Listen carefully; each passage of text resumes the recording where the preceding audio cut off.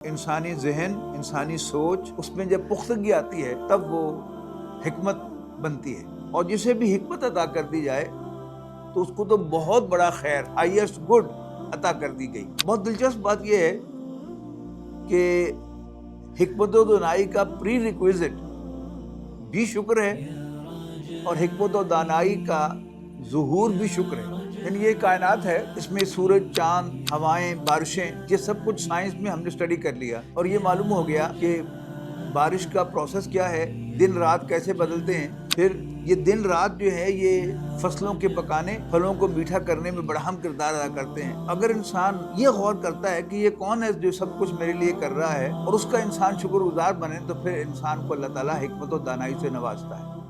بسم اللہ الرحمن الرحیم، والصلاۃ والسلام علی سید الانبیاء والمرسلین، اما بعد۔ آج ہم حکمت و دانائی کے بارے میں گفتگو کریں گے۔ حکمت، جس کا ترجمہ اردو میں دانائی کیا جاتا ہے، انگریزی میں وزڈم کیا جاتا ہے، یہ ہا کاف میم سے بنا ہے اور یہ مفہوم اپنے اندر پختگی لیے ہوتا ہے۔ جیسے استحکام ہے تو کسی چیز کی میچورٹی اور اس کی مضبوطی جو ہے یہ اس کی نشاندہی کرتا ہے۔ انسانی ذہن، انسانی سوچ، اس میں جب پختگی آتی ہے تب وہ حکمت بنتی ہے۔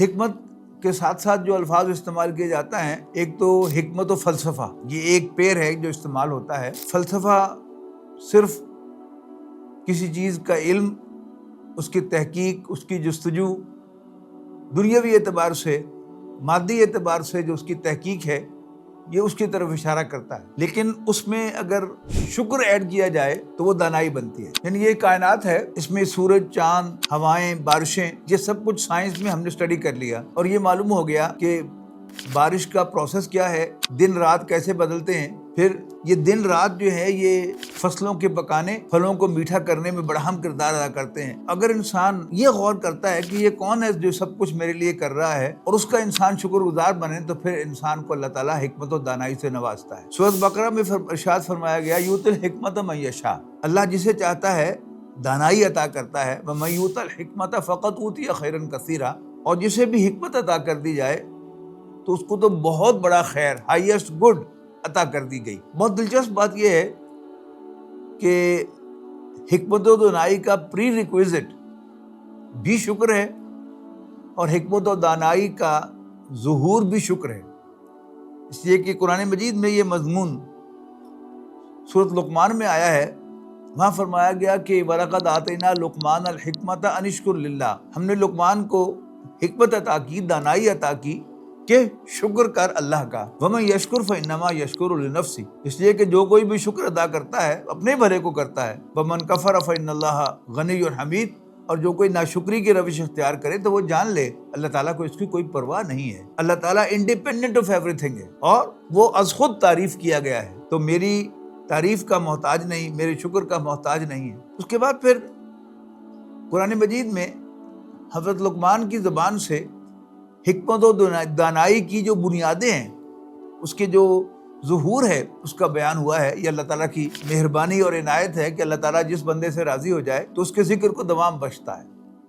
آپ نیگیٹیولی دیکھیں کہ شاید اس کائنات کا بدقسمت ترین انسان ابو لہب ہے، کہ جو نبی اکرم صلی اللہ علیہ وسلم کا چچا ہونے کے باوجود موسٹ کنڈیمڈ ہے، کہ نبی اکرم صلی اللہ علیہ وسلم کے مخالفین میں ولید بن مغیرہ کا بھی ایک سے زائد مرتبہ ذکر ہے، ابو جہل کا بھی ذکر ہے، نضر بن حارث کا بھی قول نقل کیا گیا ہے، لیکن کسی کا نام نہیں لیا گیا، لیکن ابو لہب کو نام لے کر کنڈیم کیا گیا ہے۔ اسی طرح حضرت لقمان کو اللہ تعالیٰ نے یہ عزت بخشی ہے کہ اللہ تعالیٰ نے قرآن مجید میں اپنے آخری کلام میں، جو قیامت تک پڑھا جانے والا ہے، اس میں حکمت و دانائی کی بنیادیں حضرت لقمان کی زبان سے کہلوائی ہیں۔ سب سے پہلی بات جو انہوں نے کہی اپنے بیٹے کو نصیحت کرتے ہوئے کہ یا بنیہ لا تشرک باللہ، بیٹا اللہ کے ساتھ کسی کو شریک نہ بنانا۔ کیوں؟ ان الشرک لظلم عظیم، اللہ کے ساتھ کسی کو شریک بنانا تو بہت بڑی ناانصافی، بہت بڑی زیادتی ہے۔ ظلم کیا ہوتا ہے؟ حق تلفی۔ 1 روپے کسی کا مارا جائے، 1 روپیہ کسی کا مارا جائے تو وہ بھی حق تلفی ہے، لیکن 1 روپے کی۔